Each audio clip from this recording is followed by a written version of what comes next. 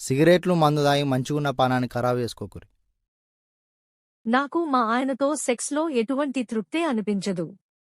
అసలు ఆయన సెక్స్లో పాల్గొన్నప్పటికీ పాల్గొన్నట్లే ఉండదు. నా ఫ్రెండ్ అయితే మగాడు సెక్స్ చేస్తుంటే లోపల గర్భాశయానికి తగిలి దిమ్మ తిరుగుతుంటుంది అంటుంది.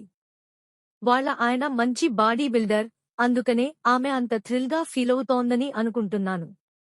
కండలు తిరిగిన మగవాళ్లలో పురుషాంగం కడ్డీలాగా ఉంటుందా?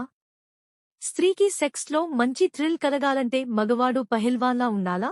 కండలు తిరిగిన మగవానిలో పురుషాంగం కడ్డీలాగా ఉంటుందనుకోవడం, మామూలుగా ఉన్న మగవాడిలో పురుషాంగం మెత్తగా ఉంటుందనుకోవడం అపోహ మాత్రమే. పురుషాంగం గట్టిగా స్తంభించాలంటే కండరాలు, ఒంపులు తిరిగి ఉండనవసరం లేదు. మనవానిలో స్త్రీ ఎడల నుంచి ఆకర్షణ కలగాలి, కోరిక చెలరేగాలి. దాంతో మెదడులోని లైంగిక కేంద్రాల నుంచి సంకేతాలు వెడలగా పురుషాంగంలోని రక్తనాళాలు బాగా వ్యాకోచిస్తాయి.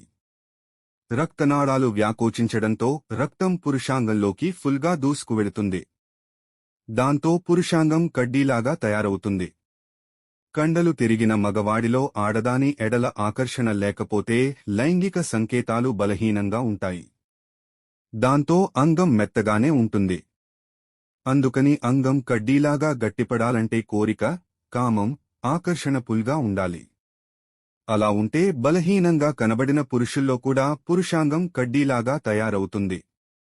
అలా లేకపోతే కండలు తిరిగిన మగవాడిలోనైనా మరొకరిలోనైనా పురుషాంగం మామూలుగానే ఉంటుంది. అందుకని సెక్స్లో స్త్రీకి తృప్తి కలగడమనేది మగవానికి కండలు తిరిగి ఉన్నాయా లేదా అనేది ఏమాత్రం ముఖ్యం కాదు. ఆమె ఎడల ఆ పురుషునికి ఎటువంటి ఆకర్షణ, కోరిక, కామం ఉన్నదో ముఖ్యం. మిత్రమా, నేను చేసే వీడియోస్ మీకు నచ్చితే ఒక చిన్న లైక్ కొట్టండి. నా కష్టానికి నేను మీ నుంచి ఆశించేది ఒక్క లైక్ మాత్రమే. లైక్ కొడతారని ఆశిస్తున్నాను. సబ్స్క్రైబ్ చేసుకున్నందుకు ధన్యవాదాలు.